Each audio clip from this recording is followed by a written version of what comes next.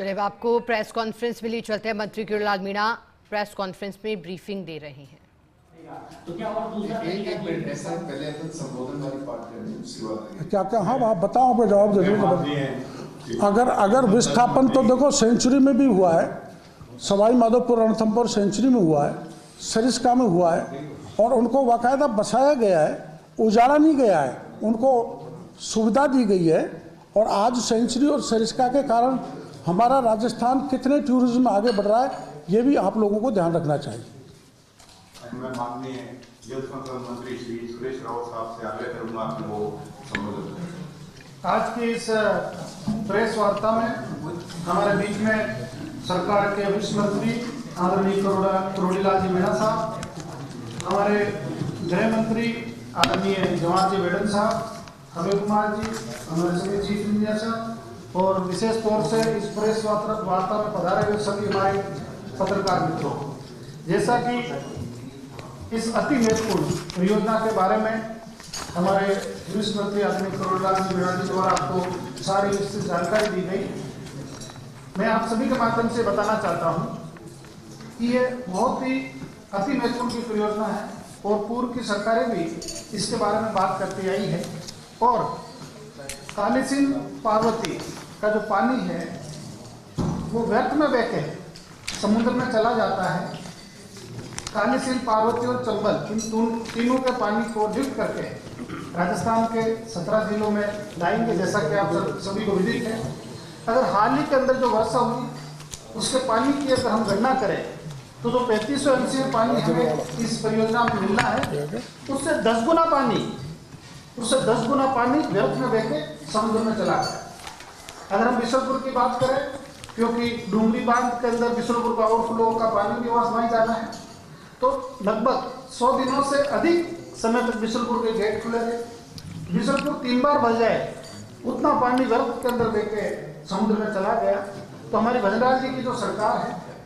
उसका यही उद्देश्य है कि इस अति महत्वपूर्ण परियोजना के माध्यम से राजस्थान के किसानों को पानी मिले, सिंचाई का, लोगों को पीने का पानी मिले। इसी के तहत 9,600 करोड़ के अधिक राशि के टेंडर हमने जारी किए। उसका काम भी मौके पर स्टार्ट हो गया, बड़ी तेज गति से काम चल रहा है। लैंड एक्विजिशन का काम भी बहुत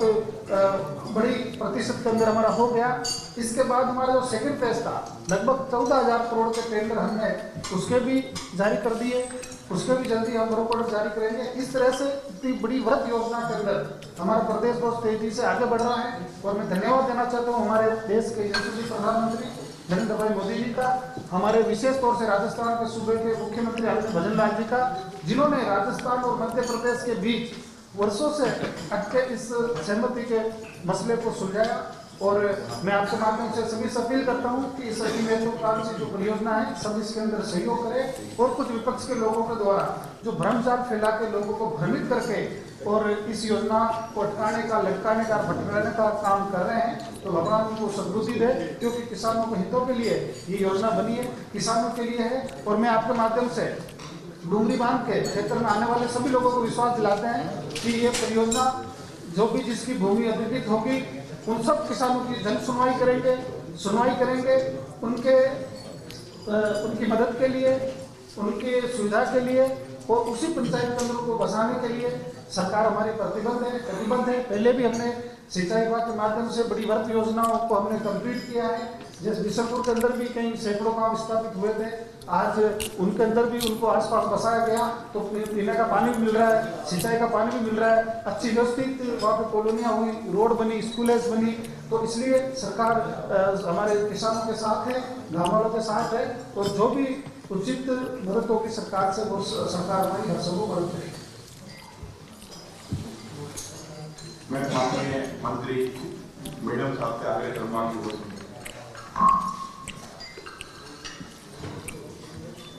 सभी पत्रकार साथियों, हमारे सामान्य काबीना मंत्री आदरणीय किरोड़ीलाल मीणा जी, काबीना मंत्री सिंचाई विभाग संभाल रहे हैं आदरणीय सुरेश रावत साहब, ACS अनिल कुमार जी, आज एक ऐसे विषय पर हम सब प्रेस वार्ता कर रहे हैं जहां एक राजनीतिक दल के लोग और कुछ इतर विचारधारा रखने वाले लोग जनता को गुमराह करके उनका भारी नुकसान करने पर उतारू हैं, तुले हुए हैं। एक विषय उनके द्वारा उठाया जा रहा है कि डूंगरी बांध बनने के बाद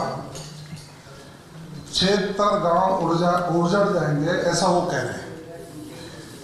मैं इस प्रेस के माध्यम से उन तक ये बात पहुंचाना चाहता हूं कि वो सफेद झूठ बोलकर जनता को गुमराह करने का प्रयास कर रहे हैं। जो प्लान है राजस्थान सरकार का, जो महती परियोजना है, और उस परियोजना को लागू करने के लिए उन्हीं किसानों ने नांगल में बहुत बड़ी महापंचायत करके पैदल मार्च तक किया था। आदरणीय किरोड़ीलाल जी उसमें शामिल थे कि ERCP लागू होनी चाहिए। उस डोंगरी बांध बनने पर 9 गांव संपूर्ण और 7 गांव पार्शियल, टोटल 16 गांव प्रभावित होंगे। मैं स्पष्ट कह रहा हूं, उसको लिखा 76-80 गांव नहीं, मात्र 16 गांव प्रभावित होंगे जिनकी बसावट को विस्थापित करने का प्लान तैयार किया गया है। एक उन 16 गांवों के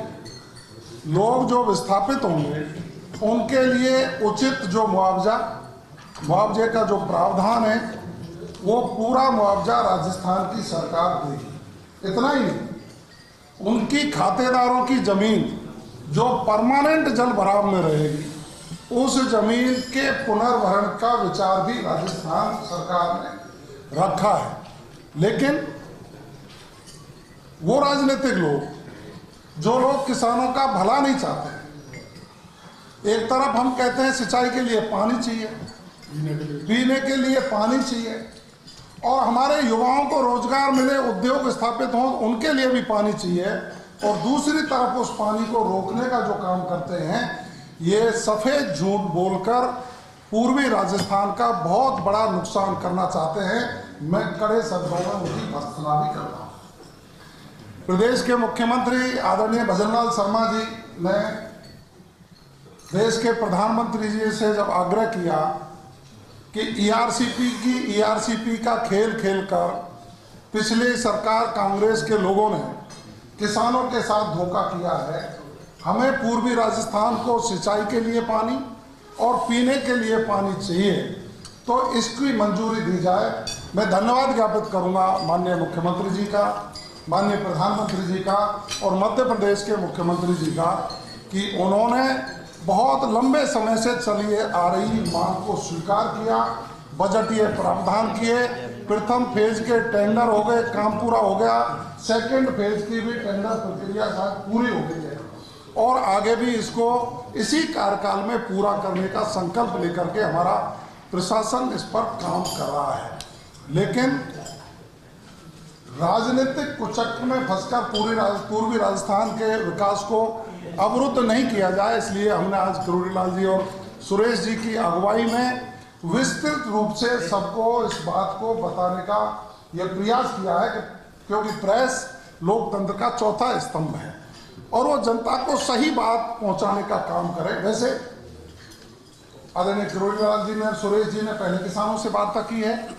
जिला कलेक्टर के माध्यम से जो एंगल पर बात करनी थी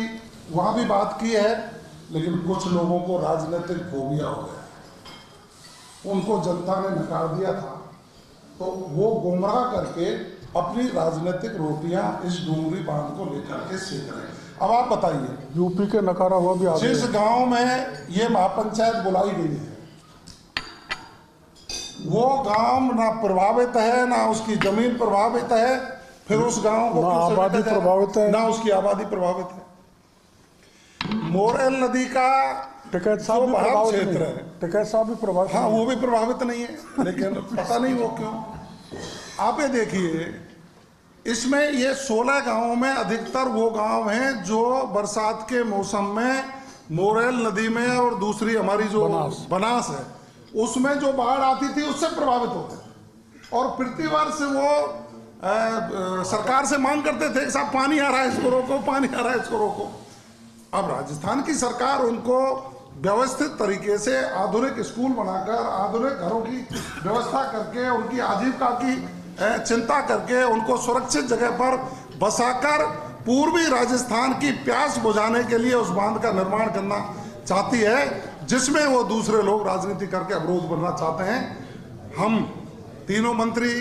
आमंत्रित करते हैं किसान प्रतिनिधि मंडल को कि वो किसानों का प्रतिनिधि मंडल आए, हमारे इंजीनियरों के साथ बैठे, पूरी बात समझे, विशेषकर युवा साथियों के युवा साथियों के जीवन को अंधकार में करने के लिए ये लोग साजिश रच रहे हैं। इनसे